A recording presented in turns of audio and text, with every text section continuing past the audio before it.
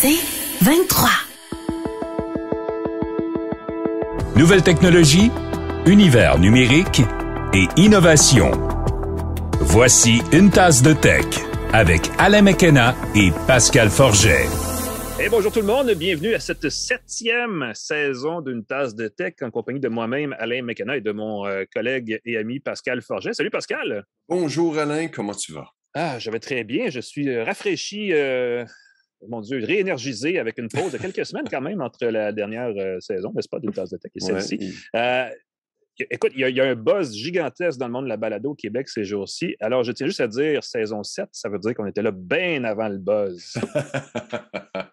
Et vous voyez du blanc ici, nous sommes les grands-pères de la balado techno-québécoise. Oui, c'est ça, tu rappelles ma barbe mal faite.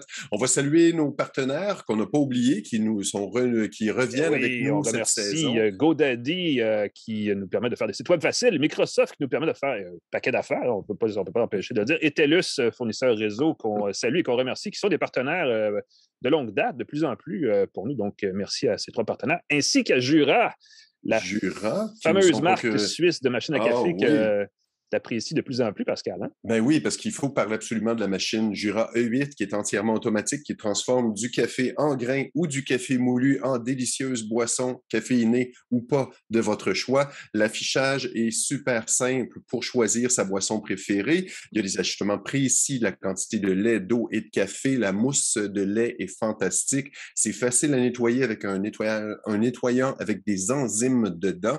Et d'ailleurs, j'ai installé le petit connecteur qui permet de démarrer la préparation de mon café avec une application que je trouve très rigolote. Ça permet de prendre les commandes de tout le monde. Du café Wi-Fi. Et là, on appuie sur le bouton et on enfile les cafés avec les spécifications de chacun dans sa machine. Très, très chouette. Jura E8, le distributeur au Québec s'appelle Edica. Allez voir leur salle de montre. On dirait un puits de Formule 1. Toute une machine, c'est très vrai. Merci, Pascal. On va avoir une émission assez chargée aujourd'hui. On va parler autant de livres numériques que de liseuses e-ink, que je sais que tu affectionnes tout particulièrement. J'ai, pour ma part, essayé ces dernières semaines la nouvelle génération de bornes Hero 6, qui était à une autre époque une marque à part entière, mais qui est maintenant de marque Amazon. Là, tu vois ta fameuse liseuse. La Super Note. On va recevoir en invité un représentant de Vidéotron Affaires qui va nous parler de l'Internet des objets, mais d'une façon intéressante. On va parler de la disparition éventuelle des cartes SIM dans le monde du sans-fil, la petite puce qu'on échange d'un téléphone à l'autre et qui souvent fait pester bien des gens et qui a donc évolué dans le temps et qui va bientôt disparaître. Ça, c'est quand même pas rien. Écoute, on a pris une pause et ça en est passé des affaires. Hein? Écoute, moi, je vais te dire un truc. J'ai redécouvert deux affaires dans les temps de temps. Premièrement, parce que c'était un petit peu dans l'actualité, j'ai ressorti mon téléphone Huawei P40 Pro que j'essaie depuis, mon Dieu, maintenant 1 an et sinon plus, là, 1 an et demi. Et c'était lancé en 2020. Parce que, évidemment, on le sait, Huawei a été banni de l'infrastructure 5G, mais l'entreprise veut continuer à vendre des appareils mobiles grand public ici. Et quand on regarde les produits qu'ils ont fait dans la dernière année, malgré les questionnements sur la façon de faire derrière, hein, aller chercher des technologies et tout le kit, ils font des maudits beaux produits. Oui, ils ont d'ailleurs lancé une Watch GT pour les coureurs. Exact. Curieux de l'essayer avec des fonctions là, d'analyse de sa santé. Il y a Google qui a fait des annonces, entre autres, annoncé le Pixel 6S, le Pixel 7 qui s'en vient, évidemment, et surtout une tablette Pixel qui va être lancée l'an prochain. Je trouve ça très drôle de l'annoncer si tôt à l'avance. Je me dis que c'est probablement pour ceux qui étaient tentés d'acheter une nouvelle tablette.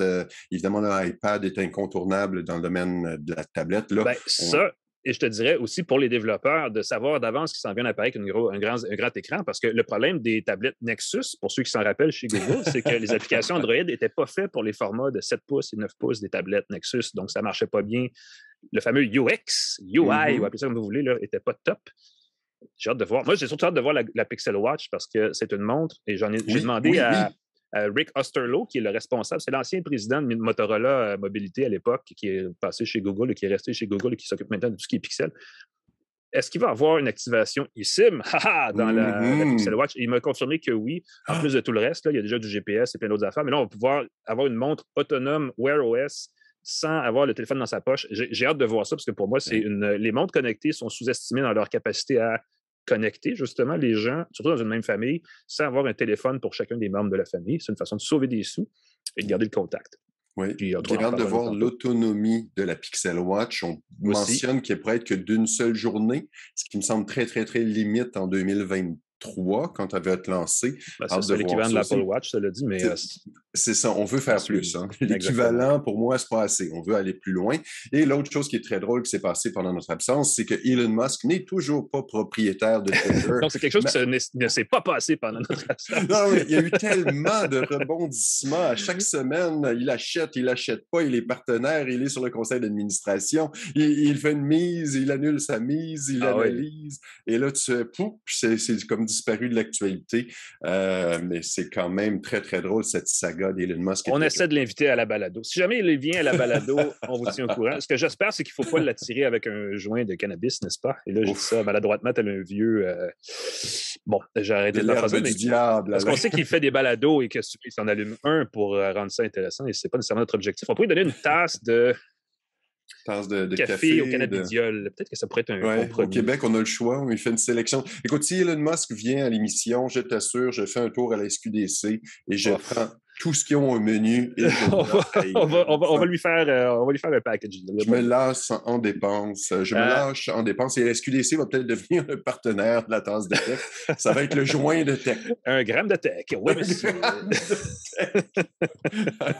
Bon, écoute, sur ces grands mots très édifiants, on va tout de suite passer à l'actualité parce que imaginez-vous donc que ça n'était pas de l'actualité ce qu'on vient de faire. C'est ça, c'était juste un récapitulatif. C'est rapide. L'actualité techno de la semaine, je le rappelle, est présentée par l'infolette quotidienne InfoBref. Toute l'actualité de la journée sans flafla directement dans votre boîte de courriel 2 fois par jour. Infobref.com, allez voir ça. C'est une charmante petite start-up. Je viens de dire start-up. Hein? Start-up. Est-ce que vous entendez le mot que je viens de dire? C'est un mot qui est pourtant un anglicisme. Et là, on commence à en avoir ras-le-pompon en France des anglicismes, Pascal. Oui, j'ai vu partout dans l'actualité, spécialement anglophone, que la France interdisait, bannissait des mots comme streamer dans les communications. Il faut tout de suite le dire, c'est pas dans toute la population, il n'y a pas de police qui va t'arrêter si tu utilises le mot streamer en France. C'est seulement dans l'administration française qu'on a mis un communiqué comme quoi dans les communications officielles, on n'allait pas parler de streamer. On va plutôt parler de d'autres mots. On va parler entre autres de joueurs animateurs ou de joueurs en direct. Et là, certains, évidemment, en France, qui rient, mais là, streamer, ça peut être aussi quelqu'un qui diffuse de la musique, qui fait d'autres choses. Je trouve ça très drôle. Au Québec, on propose Insta vidéaste. On aime ça, les mots compliqués, mais ça, on a le goût d'inventer. Il y a des réussites. Moi, je suis très, très pour les suggestions de l'Office québécois de la langue française, mais il y a des trucs comme mâchouillon pour chewing-gum qui n'ont pas décollé et gaminet pour un T-shirt. Gaminet, ça, j'ai toujours aimé, par contre. Pour toutes sortes de raisons, ça n'a pas décollé. Donc, c'est seulement dans les établissements de l'État en France qu'on a interdit ces mots-là. On a proposé d'autres mots qui sont chouettes. On parle de appariement de joueurs plutôt que matchmaking. J'imagine beaucoup un matchmaking, ça devient appariement de joueur, pass saisonnier plutôt que season pass. Moi, j'aime l'expression pass. Je suis pas sûr. Pass saisonnier, mais c'est pas mieux traduit, je veux dire. Je sais pas. Un abonnement saisonnier, ça leur tentait pas, non? Un abonnement, mais c'est pass saisonnier. Jeux vidéo en accès gratuit pour free-to-play et jeux vidéo de compétition plutôt que e-sport et rétro-jeux pour rétro-gaming. L'Office québécois de la langue française a des suggestions très, très similaires. Ils ont un plein catalogue, quelque part. Plein dictionnaire, je devrais dire, effectivement, en ligne. Exactement. Puis, même pour les jeux vidéo, il y a un truc, entre autres, je regardais dans certaines... En France, ils ont la Commission d'enrichissement de la langue française. Elle a déjà proposé coffre surprise pour loot box. Oui. Et un que je vais utiliser. Alain, sérieusement, je pense que ça va être utile. On parle souvent de rebooter son ordinateur. Il parle tout simplement de relancer. Ah ben oui. Redémarrage semble bon, mais effectivement, relancer. Redémarrage semble bon, mais relancer, je trouve que c'est plus élégant. Donc, redémarrer, ça marche bien, mais relancer, j'aille pas fun, ça. Oui, effectivement. Pour rebooter, c'est assez chouette. Donc, je un coup d'œil là-dessus. Yes. Et toi, Alain, tu veux nous parler de TikTok? On parle qui va je voulais utiliser un mot que tu vas apprécier. Oui, mais c'est ça, mais je vais le souligner. Je l'ai vu tout de suite, ça m'a fait rire. Tu parles de addictif. TikTok qui va être plus qui crée une dépendance, Alain. Oui, exactement. Parle à mon écouteur. TikTok va être plus addictif, plus accrocheur encore auprès de ses utilisateurs. On le sait, TikTok, c'est très populaire auprès des jeunes internautes. 30%, le tiers de ses abonnés sont de 24 ans ou moins. Ça fait l'envie, évidemment, de gens chez Facebook et Instagram qui aimeraient donc avoir ce genre d'auditoire-là au sein de leurs abonnés. TikTok, ceux qui ne connaissent pas, s'il y en a, c'est un petit réseau social très axé sur la vidéo ludique, donc des très courtes vidéos. Très court. On a une expression très anglophone. Là, écoute, le fils de langue française va m'appeler pour me chicaner. On appelle ça du snackable content en anglais. Donc, du contenu collation. C'est genre des petits éléments. C'est vraiment un sac de croustilles version réseaux sociaux. On en prend une, on en prend une deuxième, et on se rend compte qu'on est finalement dans le sac depuis le restant de la journée. TikTok, en ce moment, a ce qu'on appelle un temps passé par les utilisateurs très élevé. En moyenne, on passe entre 1 et 2 heures de temps chaque jour sur TikTok quand on est un utilisateur qui, en passant, je vous le rappelle, est âgé de 24 ans au moins. Donc, on parle de jeunes internautes qui sont accros solides à ce réseau social. Donc, TikTok, pas satisfait du tout de ces statistiques-là, a décidé de présenter, en fait, c'est présentement à l'essai un mode en anglais qui s'appelle le Clear Mode, que je traduis par le mode dépouillé ou le mode épuré, où là, ce qu'on va présenter sur l'application, sur le mobile, c'est strictement les vidéos. Il n'y a pas de texte, il n'y a pas de commentaires, il n'y a pas d'icône, il n'y a pas d'emoji, il y a zéro contenu autre que les vidéos. C'est du TikTok pur jus. Là. C'est vraiment l'essence même de ce qui rend. Et on le sait, le terme, c'est de la ludification, c'est de la gamification, c'est des mécanismes psychologiques dans ces réseaux sociaux-là qui sont conçus exprès pour accrocher, pour rendre le cerveau dépendant, pour vouloir y revenir. Il y a de la satisfaction, il y a de la récompense, il y a de l'anxiété. Il y a cette espèce de peur de manquer quelque chose, le fear of missing out. Tout ça mis ensemble. Et là, on crée une version de ça avec un turbo dessus. C'est comme fou. J'ai hâte de voir l'effet. Évidemment, c'est en test en ce moment. Donc, chez TikTok, on se rabat sur on ne sait pas trop si on va le lancer parce qu'on fait juste le tester auprès de certains utilisateurs triés sur le volet. Moi, je vous le dis, c'est vraiment... Je veux dire, je vais faire la combinaison de 2 facteurs. Il y a ça qui s'en vient, donc un TikTok pur jus, puis encore plus accrocheur. Il y a Instagram qui émite sans arrêt ce qui se fait chez TikTok. Et il y a Instagram chez Facebook qui voulait lancer il y a quelques mois Instagram pour les enfants. Donc là, vous imaginez une version d'Instagram hyper addictive, n'est-ce pas, pour utiliser le mot, destinée aux 13 ans et moins, et mon cerveau vient d'exploser. Je ne peux pas croire qu'on va laisser passer ça sans mettre des balises. Évidemment, au niveau techno-réflexion, si on recule un peu, les grandes décisions qui se prennent par rapport à ces choses-là, c'est toujours un angle business, donc puis là, je ne sais pas les gouvernements comment ils vont faire pour réagir à ça, mais on a un enjeu de société qui s'en vient et je déteste dire ça parce que c'est toujours le classique. Oui, mais il faudrait faire un débat là-dessus. Mais il y a quelque chose qui s'en vient et il va falloir vraiment qu'on s'attarde sur ce sujet-là parce que c'est un modèle d'affaires qui est pernicieux parce que plus que les gens reviennent et plus qu'ils consomment des petits contenus, plus qu'on peut leur passer de la pub et plus que la pub vaut cher. Et c'est vraiment ça le modèle d'affaires dans les technos, dans les réseaux sociaux et c'est ce qui fait que le modèle est actuellement ce qu'il est. Donc, il va falloir y penser avant que ce soit irréparable comme situation. Et je pense que les parents qui ont des enfants qui sont sur TikTok le savent, c'est de plus en plus accrocheur. C'est difficile de décrocher les enfants une fois qu'ils y sont. Donc, héroïne, TikTok, même combat. Il y a une conversation à avoir, il n'y a aucune. Qu'est-ce qui se passe là avec les téléphones intelligents qui menacent les appareils photo? Je pensais que c'était déjà réglé, ça. Je pensais que c'était déjà comme une affaire. Je sais. On en voit de moins en moins des gens qui prennent des photos avec des gros Kodak, les kits Kodak avec les appareils photo à objectifs interchangeables. Et là, je sais que ceux qui nous écoutent en ce moment vont hurler quand je vais affirmer quelque chose. Il y a une déclaration qui disait que les appareils photo des téléphones intelligents vont surpasser ceux des appareils photo standards, réflexes, à objectifs interchangeables d'ici 2024. Ah, c'est vite, ça. C'est comme l'année prochaine. Très rapide. On parle de 2 ans et quelques. Évidemment, on peut rire parce que c'est souvent des choses qu'on entend d'analystes ou de spécialistes en termes de vente. Non, c'est Terushi Shimizu, qui est le grand patron de Sony, qui a déclaré ça dans une présentation. Et ça veut dire que c'est quelqu'un qui sait un peu ce qui s'en vient au niveau du développement des capteurs, du traitement de l'image. Ils font d'excellents composants d'appareils photo pour téléphone chez Sony ces jours-ci, effectivement. Exactement. Ils font ceux du iPhone 13 Pro Max. Ils en utilisent 3 dans le iPhone 13 Pro. Ils ont 40% du marché des capteurs de caméra. Et le patron de Sony évoque pour faire ce saut-là de qualité, pour surpasser les appareils photo réflexes, l'amélioration du traitement de l'image avec l'intelligence artificielle. On sait que le computational photography, c'est magique ce que ça peut faire. Ça, c'est encore une fois, c'est de l'anglais. Il faut trouver un terme pour computational photography. Ouais. Ça me fatigue de dire ça avec l'accent en plus. La photo assistée par ordinateur, c'est moins chic, mais ça serait... Ouais, en même temps, ça marche très bien. Des capteurs à 2 couches, ça s'en vient, il semble. C'est 2 couches de capteurs, une par-dessus l'autre. Donc, ça permet de capter de mieux capter chaque photon. Il y en a que c'est la netteté, puis il y en a que c'est les couleurs. Ouais, ça fait exactement, donc superposé. Et aussi la taille des capteurs qui vont doubler de taille d'ici 2024.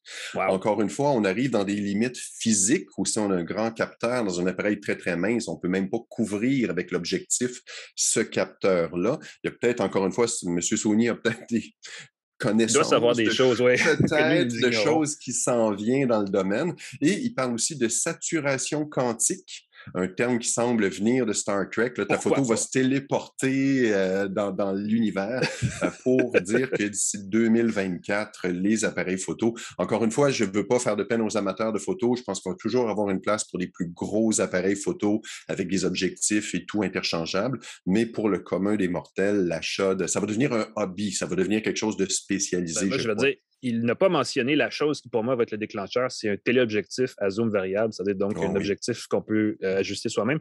Parce que les lentilles sont fixes, les objectifs sont fixes sur le téléphone, donc on a 3 objectifs, donc 3 capacités de distance ou de champ de foyer. Mais il me semble que chez Samsung, on avait trouvé le moyen de créer un objectif avec un miroir qui était à 90 degrés, donc qui permettait d'ajuster. Ouais. Dans le P40 Pro, dont tu vas nous parler dans quelques secondes, à moins de très grave erreur, l'objectif est télescopique, c'est comme un petit L. Oui, c'est ça. Il fait que ça peut changer justement de faire l'équivalent de quelque chose qui sort de l'appareil photo, mais à l'intérieur du téléphone. À mon avis, très humble, ça va être le gros déclencheur. J'ai fait une séance photo professionnelle pour professionnelle. C'était pour une entreprise, donc c'est un service professionnel que j'ai fait pour le fun, mais j'avais le OnePlus 10 et j'avais un appareil réflexe, un Sony, justement, un Nex quelque chose, puis j'alternais sans cesse, mais l'objectif variable fait toujours oui, tout à fait. C'est au niveau des capteurs. En tout cas, j'ai hâte de voir comment. Puis évidemment, l'industrie de l'appareil photo réflexe va faire autre chose pour aller chercher une autre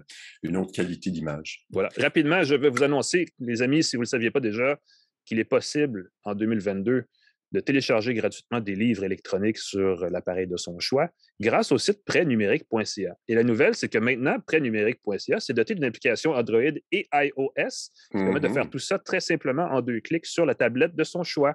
Parce qu'avant, il fallait passer par un site web, il fallait passer par le logiciel Adobe Digital Edition qui gérait les droits numériques parce qu'il y a de la chronodégradabilité dans ces livres-là, c'est-à-dire qu'on les emprunte, on ne les télécharge pas de façon éternelle. Et après un certain temps, le fichier n'est plus utilisable et c'est ça que ça veut dire, le mot très long que je viens de dire.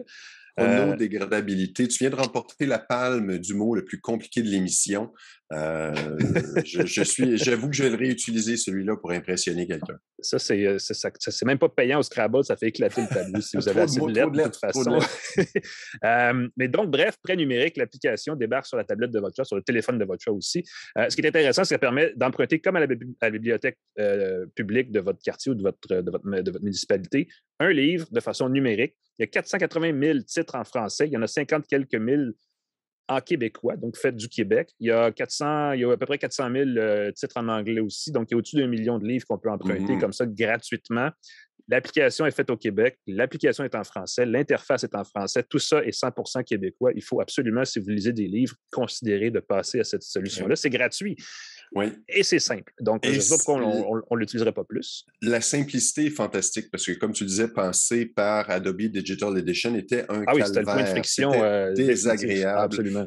Alors que là, directement dans l'application, ce ne sont pas tous les livres qui est possible de lire avec Prêt numérique. C'est pas de la faute de Prêt numérique. J'ai posé la question aux développeurs. C'est simplement que certains éditeurs exigent encore Adobe Digital Edition. Il y en a de moins en moins. Et certains livres dans le catalogue demandent encore Adobe Digital Edition. Mais pour la majorité des livres plus récents, c'est fantastique d'immédiatement dans son application pouvoir consulter le livre sans aucune autre manipulation. Je l'ai installé dans ma tablette MobiScribe et dans ma tablette Books qui sont basées sur Android. Et d'ailleurs, ça, c'est un livre numérique que je lis en ce moment de la bibliothèque directement dans ma liseuse en papier numérique. On va parler d'une autre liseuse en papier numérique dans quelques J'allais dire parce que le Kindle ne supporte pas l'application Prêt numérique parce que ce n'est pas Android et le Kobo non plus, mais pour tout le reste. Ça existe. Donc, c'est un bon premier pas. Allez voir ça, prêtnumérique.ca. Faites ça vite parce que nous, en fait, on vient de finir les actus, donc on va prendre une mini pause de rien du tout. On va parler ensuite de la fin de la carte SIM et de bien d'autres choses aussi avec notre invité de Vidéotron à faire tout de suite après cette courte pause. Restez avec nous. De retour à Une tasse de tech avec Alain McKenna et Pascal Forget. Bonjour et bienvenue à Une tasse de tech. Premier épisode de la saison 7. Je pense que 7, c'est un chiffre chanceux dans une quelconque culture quelque part dans le monde. Donc, je pense que c'est la bonne saison.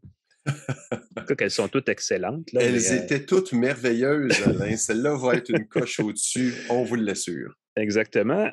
C'est le segment évité de la semaine, n'est-ce pas? Donc, Pascal, je ne sais pas si tu veux nous parler un peu de notre commanditaire. Et si tu me prends alors que j'ai pas, c'est le retour. Alors, je n'avais pas encore mes notes devant moi, coquino.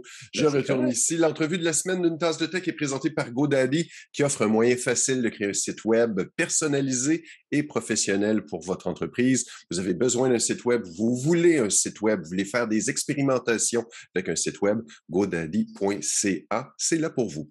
Excellent, merci. On va parler de plein de technologies clés dans le monde du sans-fil. On va parler d'Internet des objets, qu'on appelle en français techniquement les objets connectés. On va parler de cartes SIM et de cartes, on ne peut pas dire eSIM, c'est-à-dire on ne peut pas dire carte parce que des SIM en fait remplacent l'un l'autre. Et on va parler de Vidéotron parce que c'est évidemment un fournisseur québécois qu'on aime beaucoup avec Bruno Crispin qui est directeur produit et stratégie en IoT affaires. Et un petit peu plus, parce que le titre de Bruno est quand même assez long, mais nous, ce qui nous concerne, c'était ce bout-là. On va parler de ce bout-là avec M. Crispin. Bonjour, Bruno. Bonjour, messieurs. Écoute, merci d'être avec nous, premièrement. C'est très apprécié.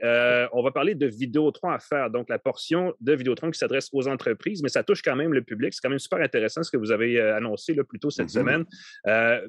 Je le résume grossièrement et tu nous expliques si premièrement, si je suis dans le champ et deuxièmement, si effectivement c'est ça. Vous vous lancez vraiment dans le monde de l'objet connecté. Vous avez trouvé une façon de faciliter le déploiement de ces objets connectés-là en entreprise. Est-ce que c'est exact? Absolument. Absolument. On est déjà à déployer énormément de projets IoT avec nos clients. On est très ciblé d'un point de vue des objets connectés pour les entreprises. Puis, on le fait, comme je vous dis, depuis plusieurs années, mais avec les nouvelles technologies, ce qu'on a annoncé cette semaine, en fait, là, c'est un partenariat pour vraiment simplifier les déploiements. Les déploiements d'Internet des objets, vous le savez, là, on associe souvent ça à l'Internet des objets massifs.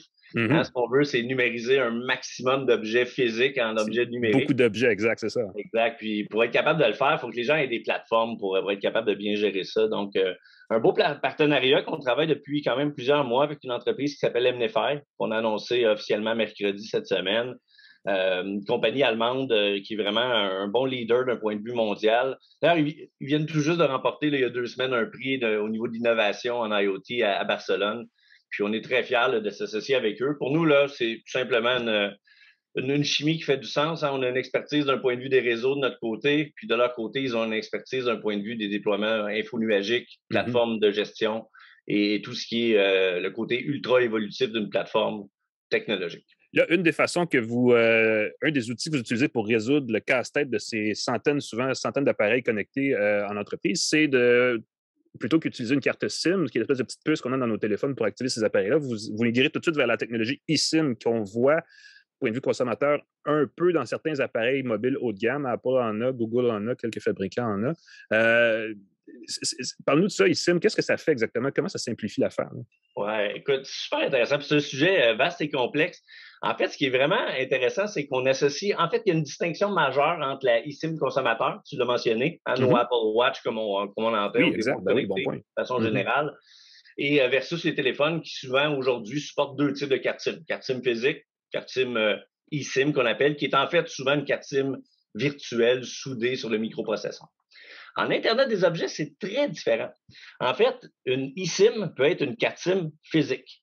Il faut partir de ça. Oui, absolument. En fait, puis là, quand je dis qu'on pourrait faire un segment complet juste sur ça, là, je vois votre réaction. En fait, une eSIM physique, il faut distinguer la notion du format de la SIM et la technologie sur la SIM. Bon. Des formats de SIM, vous en connaissez plein, micro, nano, puis souvent, là, on associe celles sur les circuits imprimés, là, en jargon technique, je ne veux pas rentrer là trop, mais on appelle ça du MFF2. Donc là, on est vraiment en train d'avoir quelque chose sur un circuit imprimé. Sachez, comme je vous ai dit, qu'on peut avoir une carte SIM physique, qu'on appelle une eSIM, Puis puisque la technologie est différente, c'est vraiment la technologie qu'on va appeler EUICC, pour ceux qui aiment les acronymes, Hey boy. qui est embarquée sur la carte SIM. Mais tout ça, c'est ce qui permet d'activer l'appareil sur le réseau sans fil, essentiellement. Exactement. En fait, le bénéfice d'avoir une eSIM, qu'elle soit virtuelle ou qu'elle soit physique, c'est vraiment à 2 ou 3 niveaux. Premièrement, là, c'est l'activation de départ. Cet objet connecté-là, là, qui a été conçu peut-être par une compagnie québécoise super innovante ici, elle s'en va, puis peut-être qu'elle ne s'allumera pas sur le terrain avant 2 mois, 3 mois. Elle va peut-être s'allumer aux États-Unis, en Allemagne. Donc, ce qu'on appelle la technologie du bootstrap, là, on détecte un réseau, je suis géographiquement à tel endroit et je me connecte sur tel opérateur. Donc là, on a ça d'embarquer. On est capable d'avoir plusieurs profils déjà sur la carte SIM qui va lui dire, en fonction de où tu te trouves, voici où tu t'embarques. Premier bénéfice. Deuxième bénéfice, c'est la capacité à distance d'aller reprogrammer et rejouer avec la séquence de connectivité sur ces cartes SIM-là. C'est vraiment ça la différence d'une eSIM. Quand on a des objets massifs par centaines de milliers de déployés, c'est impossible même d'envisager d'envoyer des techniciens pour changer des cartes SIM parce qu'on change de technologie ou on change d'opérateur. Interminable. Ben oui, exactement. Exact. Donc, c'est vraiment, vraiment ça le bénéfice d'avoir une eSIM, comme je vous dis, qu'elle soit physique ou pas, c'est qu'on est capable de faire, elle est évolutive dans le temps, une carte SIM mondiale. Ça aussi, ça simplifie énormément pour les entreprises qui déploient ces objets-là. On peut imaginer. Est-ce que ça nécessite nécessairement des réseaux 5G pour fonctionner ou ça fonctionne sur les réseaux LTE actuels? Ah, ça fonctionne en fait multitechnologie. Super bon point que tu amènes, Alain. En fait, c'est intéressant. Hein? On associe énormément l'accélération de l'IoT avec le 5G. Ben oui. Puis, pourquoi? Ben, un des 3 bénéfices, le troisième étant le support massif des objets à même les réseaux cellulaires que le 5G procure. Les 2 autres bénéfices qu'on connaît plus d'un point de vue du 5G, c'est quoi? Hein? C'est vitesse accélérée, ultra low latency, donc la latence très diminuée. Ce qui est fascinant, en fait, c'est que la majorité des objets connectés aujourd'hui, puis si on regarde les 5 prochaines années, vont en fait utiliser des réseaux qui vont cohabiter sous la couche, sous le grand chapeau du 5G, mais qui sont en fait des réseaux dédiés à l'Internet des objets qui sont à l'opposé du 5G. Ce sont des réseaux de faible puissance et de longue portée. Donc, finalement, en IoT, souvent, on recherche beaucoup plus le faible débit que le haut débit. Donc, vraiment, là, le 5G, sa capacité pour l'IoT, elle est là, mais les cas d'usage qui nécessitent les 2 attributs, vitesse et latence, sont un peu moins présents que d'avoir des objets sur le terrain déployés pour une très longue durée, donc la longévité des batteries, là, comme je vous mentionnais. Je pense qu'il y a des évolutions du protocole Bluetooth aussi qui sont destinées à offrir cette espèce de réseau. Donc, ce n'est pas nécessairement du sans-fil cellulaire qui va être utilisé pour l'Internet des objets. Je pense que c'est la meilleure question sous-jacente. L'IoT, c'est agnostique technologiquement. Hein? Ce n'est pas la connectivité réseau qui drive tout ça. La valeur en IoT, c'est vraiment au niveau de l'application, du logiciel, de l'applicatif derrière ça. Clairement, il faut un objet connecté puis de la connectivité, mais il peut y avoir de l'IoT sur des réseaux filaires, on l'oublie, mais ça fonctionne sur des réseaux de fibres, ça fonctionne sur des réseaux coax, donc des réseaux de câbles. Ouais. Mais dans la portée que tu mentionnais aussi, il y a la courte portée. Fait que tu mentionnais Bluetooth, BLE, hein, qu'on entend beaucoup en ce moment.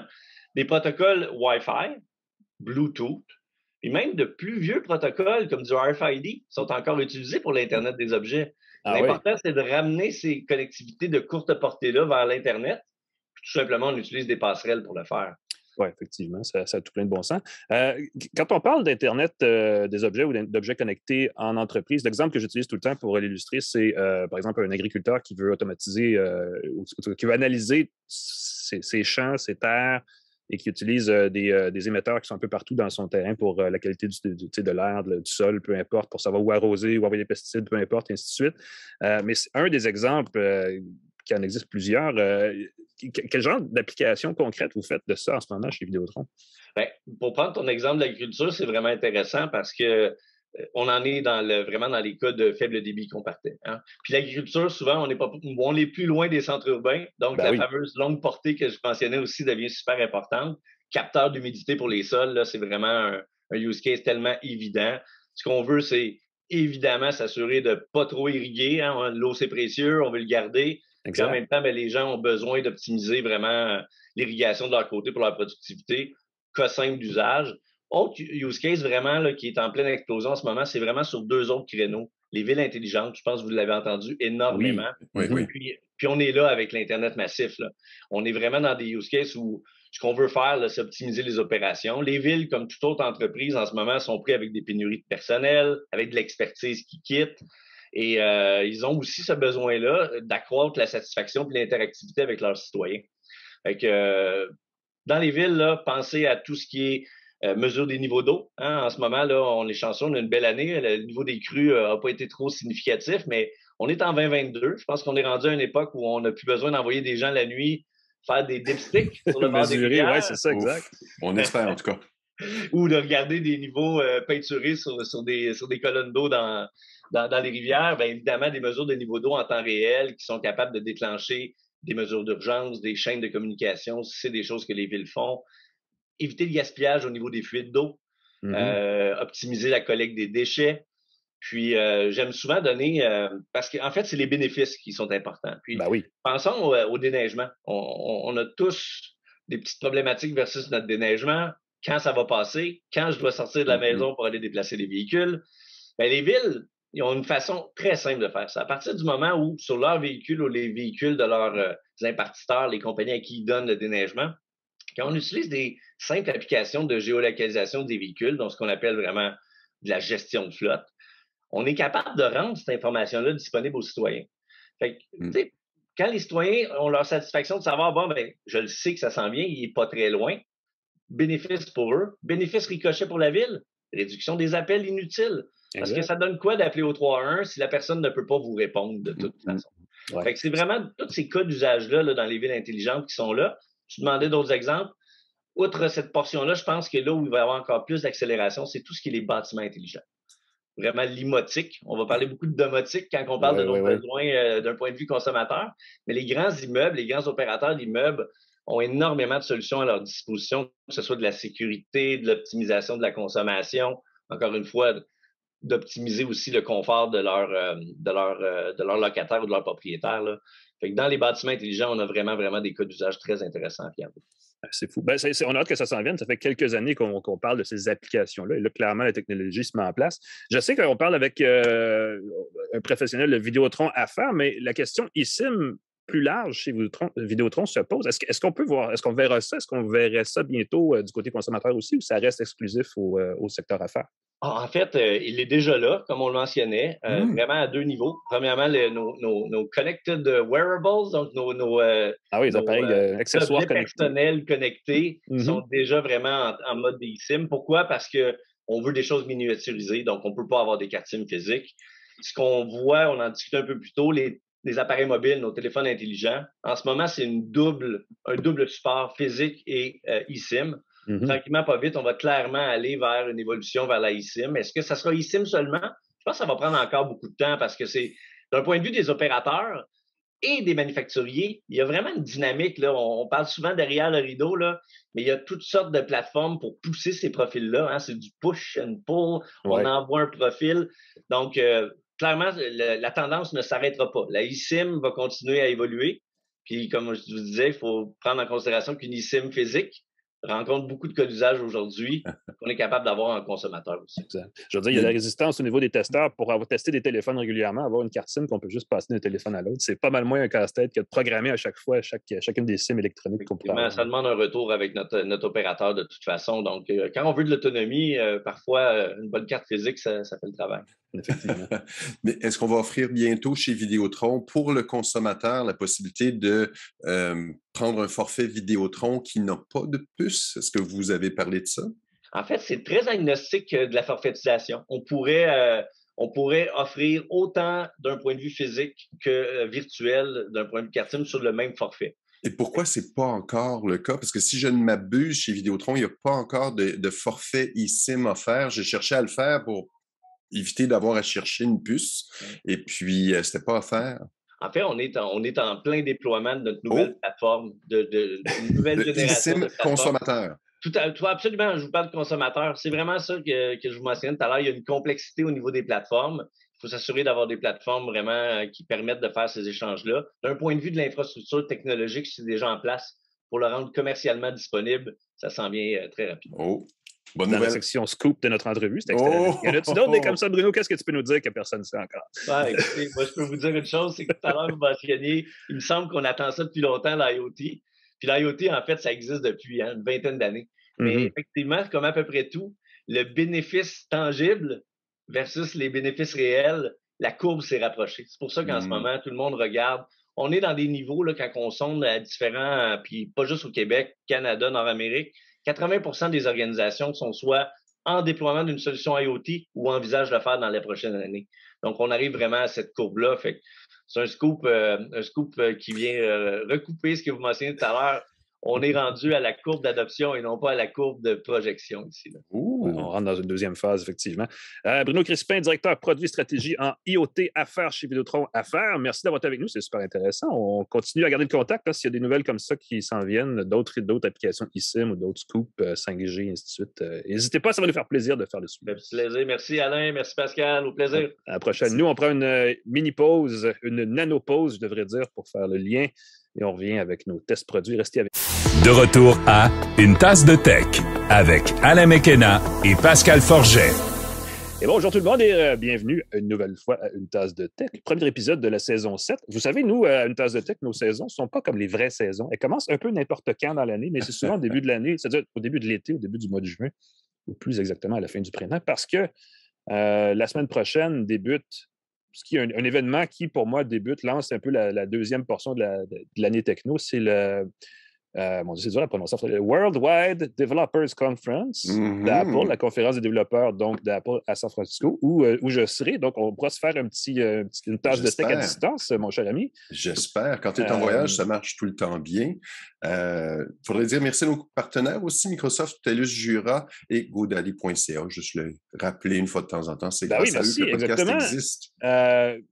Évidemment, entre-temps, n'est-ce pas, ça nous laisse beaucoup de temps pour faire de la lecture. J'essaie de faire un lien savant ici, mais bon. C'est pas moi, donc ça ne vaut pas la peine. Mais tu as quand même essayé quelque chose d'assez intéressant, puis je sais que c'est quelque chose que tu affectionnes tout particulièrement. Donc, tu es comme un peu le pro de ces choses-là pour tout le Québec. Alors, parle-nous de ça, la tablette e-ink Supernote. A5X, c'est le modèle plus grand. Ben oui, parce qu'il y a le modèle A6X aussi qui est plus petit. J'ai le modèle qui a 10,3 pouces de diagonale. C'est une liseuse, une tablette, un bloc-notes électronique en papier électronique qui est très compacte, très mince et qui est une alternative extrêmement intéressante à la Remarkable. On l'a mentionné à plusieurs reprises. Tu l'utilises aussi pour prendre des notes. C'est assez fantastique. La Supernote est une tablette similaire en taille, mais qui a plein de belles petites fonctions chouettes. Tout d'abord, l'étui fonctionne comme un livre avec une espèce de rail à l'arrière qui permet de bien garder sa tablette à l'intérieur. Donc, on glisse sa tablette dans son étui, ça ne bouge plus.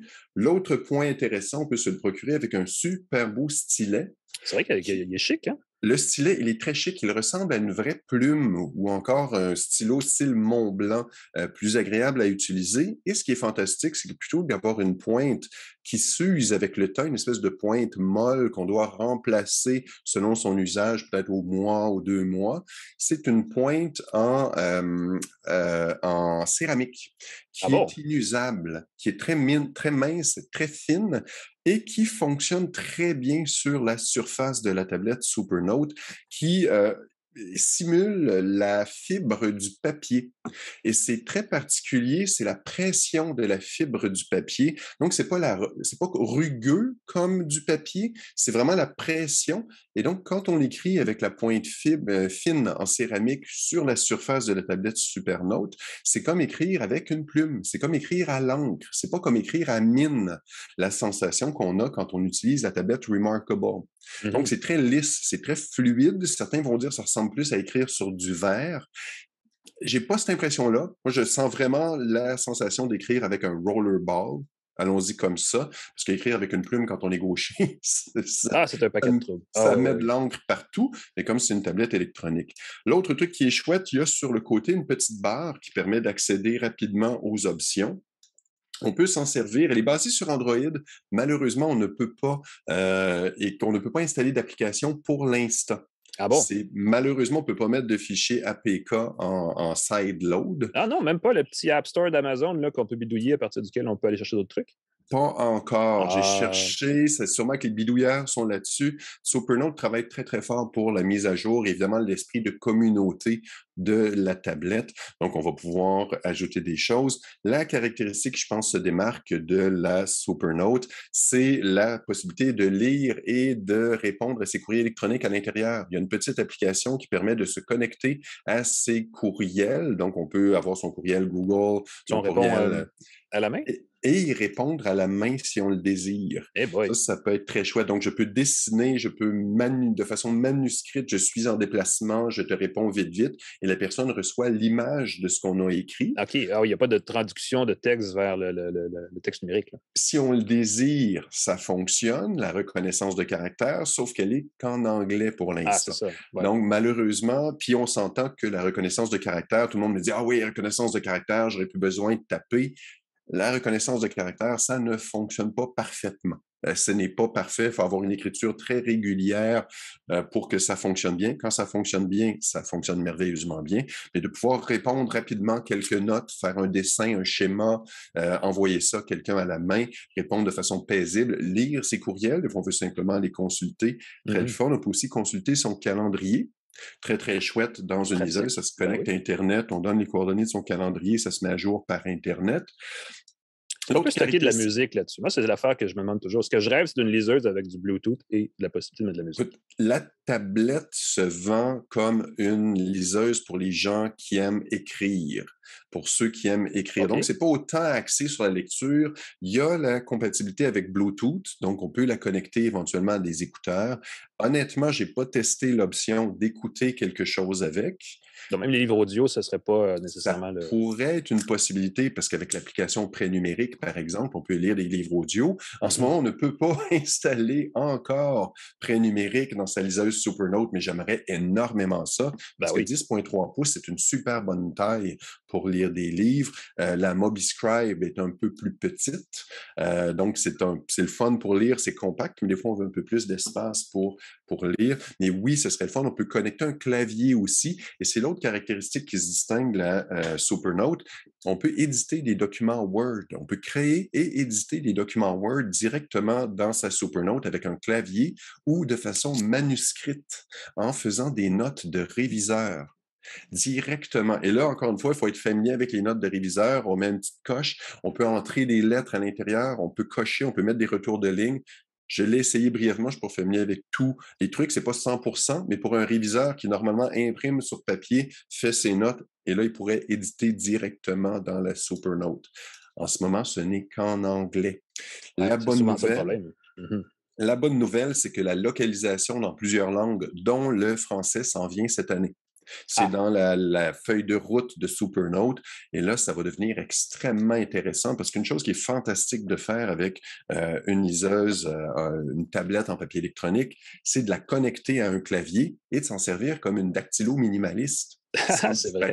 Ben oui, sérieusement, tu as un bel affichage qui peut fonctionner même en plein soleil. Tu es sur la terrasse dehors, tu veux écrire, tu n'as pas de pop-up, tu n'as pas de notification, tu n'as pas de distraction de jouer à un jeu ou de consulter Facebook Rencontre, voir s'il y a quelque chose qui... Tu tapes avec ta liseuse. Oui, ben...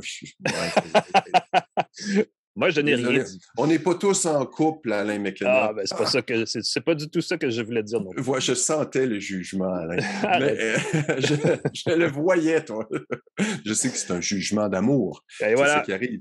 Donc, le fait de se servir de la Supernote en français pour la reconnaissance de caractère, ceux qui ont une belle écriture, pour pouvoir taper avec des accents, avec un clavier, s'en servir comme dactylo minimaliste, et la prise de notes qui est vraiment, vraiment chouette, comme avec un crayon plus rollerball, c'est ce que je ressens quand j'écris avec.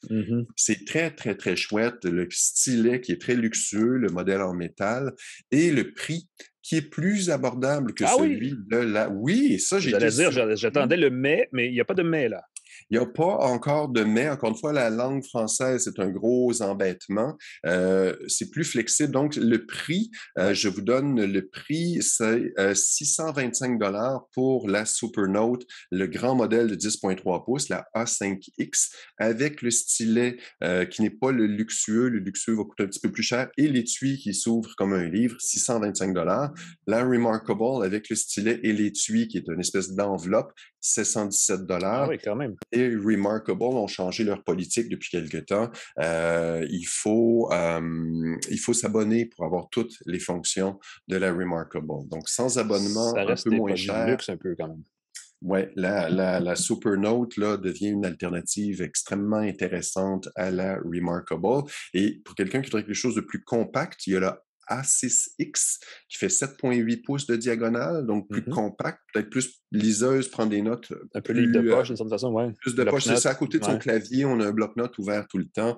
Ça coûte 299 américains, donc pour moins de 500 tu te retrouves avec la A6X plus compacte, avec le stylet, avec l'étui. Ça peut être une très, très belle option. Effectivement. Merci, Pascal. Ça fait des notes pour les cadeaux de Noël plus tard, loin dans le futur. Pour les notes manuscrites. Et écrire. Oui, exactement. Pour ma part, j'ai fait ces dernières semaines, parce que je l'ai eu à la fin de la saison 6 de notre balado, les bornes Hero 6 Plus.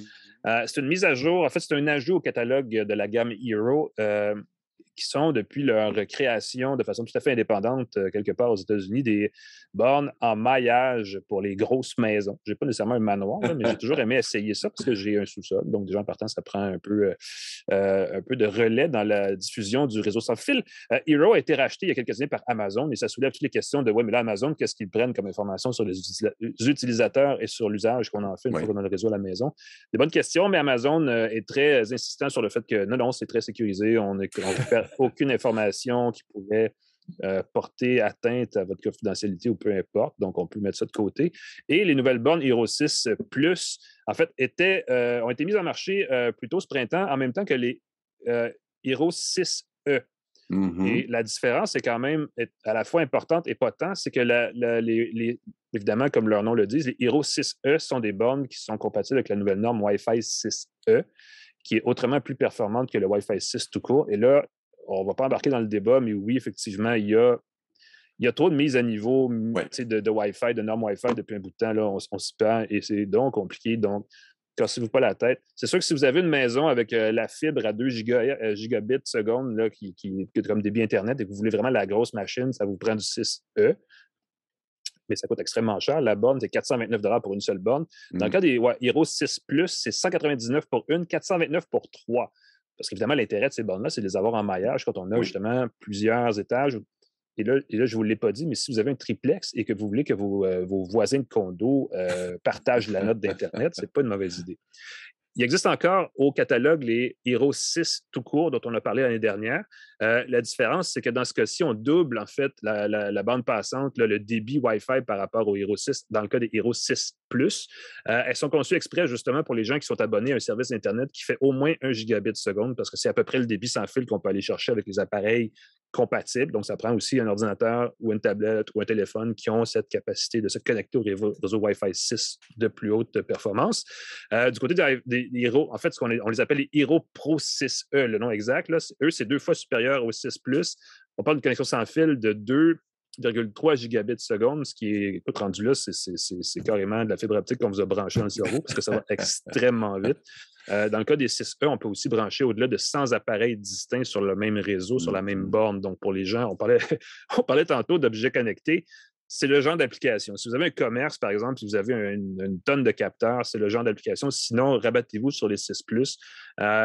C'est des bornes qui font extrêmement bien l'affaire. C'est évidemment le format intermédiaire. Le format des bornes comme tel est correct. Il y a quelque chose d'intéressant. Il y a 2 ports gigabits sur chacune des bornes. Donc, vous pouvez brancher des choses physiquement. Évidemment, il y a l'entrée Internet sur la borne principale.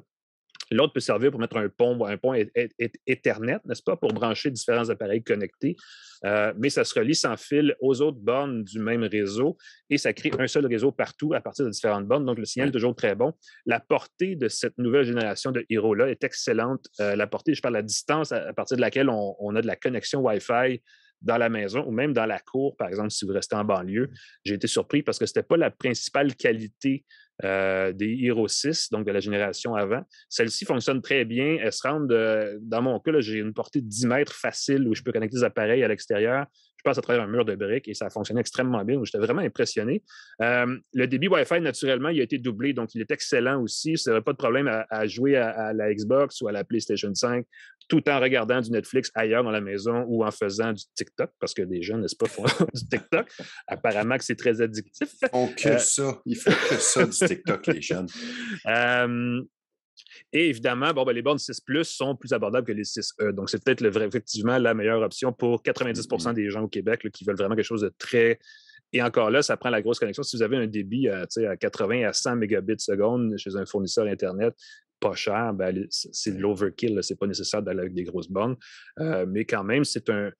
Disons que ça m'apparaît comme une génération de bornes Wi-Fi prête pour au moins les 10 prochaines années en termes de qualité de connexion que ça offre. Tu t'avances pour 10 ans. Moi, j'allais dire pour les 2-3 prochaines années. Là, Ben, c'est sûr que les fabricants vont vouloir vous convaincre avec probablement du Wi-Fi 7 l'année prochaine, mais ne stressez pas avec ça. Puis, je vais aller plus loin que ça parce que Hero offre un paquet d'outils de sécurité qui s'appelle Hero Secure Plus, pour lesquels il faut s'abonner encore une fois et payer un montant mensuel de 20 ou 30 $, je ne sais plus exactement.